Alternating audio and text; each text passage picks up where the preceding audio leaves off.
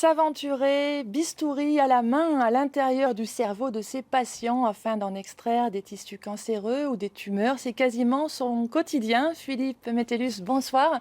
Merci Bonsoir. d'avoir accepté notre invitation. Vous êtes neurochirurgien à l'hôpital Clerval à Marseille. Vous pratiquez la chirurgie à crâne ouvert avec patients éveillés, patients conscients. Alors nous allons découvrir les images de ces opérations parce que vous avez eu la gentillesse d'accepter l'une de nos équipes,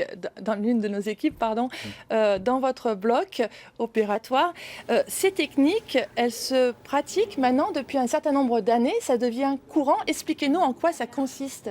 Alors le but de la chirurgie en conditions éveillées est de pouvoir enlever des tumeurs situées en zone fonctionnelle, c'est-à-dire dans des zones essentielles pour un certain nombre de fonctions du cerveau comme celle du langage, et de pouvoir tester le patient pendant la chirurgie, c'est-à-dire qu'on l'endort de manière classique. Ensuite, on va le réveiller et tester le cerveau à l'aide d'une stimulation électrique, c'est-à-dire en inhibant un certain nombre de zones, en sidérant certaines zones pour savoir si ces zones-là que l'on souhaite enlever ou que l'on doit traverser pour enlever la tumeur sont essentielles ou non au C'est cerveau. pour éviter, j'imagine, les séquelles. Voilà, donc le but de cette technique est d'améliorer la qualité de la chirurgie, c'est-à-dire d'enlever un maximum de tumeurs tout en minimisant les séquelles neurologiques. Alors aujourd'hui, il existe d'autres techniques révolutionnaires, entre guillemets, les techniques de demain. Expliquez-nous, qu'est-ce que l'électrocortigraphie ou la fluorescence? Alors l'électrocorticographie, c'est une technique qu'on a mis au point pour améliorer la chirurgie en conditions éveillées, c'est-à-dire que on va non seulement stimuler, c'est-à-dire inhiber certaines zones du cerveau, faire une cartographie fonctionnelle très précise, tout en enregistrant l'activité électrique du cerveau, ce qui va rendre cette technique encore plus précise et encore plus efficace. C'est-à-dire qu'on va pouvoir améliorer les chances de guérison du patient tout en minimisant les séquelles C'est neurologiques. ce que vous faites déjà aujourd'hui à l'hôpital. Voilà, c'est ce que l'on a développé grâce à un nouveau matériel de dernière génération qui a été acquis par l'hôpital privé Clerval au mois d'avril.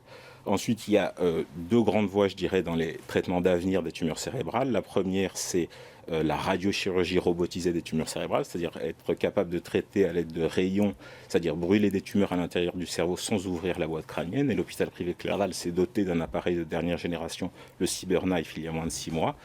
La deuxième voie d'innovation en chirurgie cérébrale, c'est la chirurgie en conditions de fluorescence, où l'imagerie péropératoire, et ce sont deux nouvelles technologies que nous venons d'acquérir au sein de Donc il l'hôpital. y a des raisons d'être optimiste. Il y a encore Oui. 10 ans, avoir une tumeur au cerveau, c'était un diagnostic vraiment très sombre où l'espérance de vie était quasiment nulle. Oui. Aujourd'hui, on peut guérir. On peut espérer guérir un certain nombre de tumeurs cérébrales grâce à ces nouvelles technologies, comme la chirurgie en fluorescence ou l'imagerie péropératoire. Eh bien, merci beaucoup, professeur Metellus, d'avoir accepté notre invitation et de nous Merci avoir à vous. apporté toutes ces précisions, parfois très techniques, mais vous avez été très clair.